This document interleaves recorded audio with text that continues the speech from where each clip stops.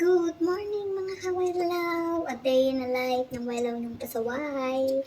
Nagsisimula nga pala ang araw ng 7 a.m. Yes, 7 a.m. guys. Nag-work tayo sa part na to. Pwede tayo magising ng 7 a.m. Lalalamas muna bago mag-start. Yan, magpapare na tayo ng breakfast. Apple at itlog sa tinapay para sa kamba. Let's go. Let's do this. Open the light. Maglagay tayo ng tubig. Siguraduhin nakasaksak. Atin ang i-prepare itong lahat para sa kanila. Hatiin muna natin yung tinapay para sa kanila.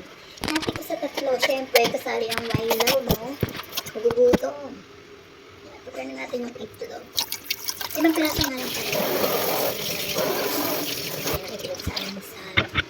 So, yan, prepare natin. Habang magagay tayo ng apple. Alam niyo ba guys, yung apple, ano tao yung pakain? Isang piraso. So, nabulabog lang yung bulati sa yan niya.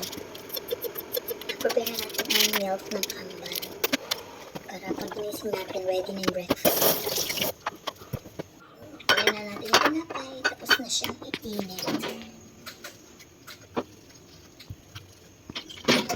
At ready na, gisingin natin ang ating kambal.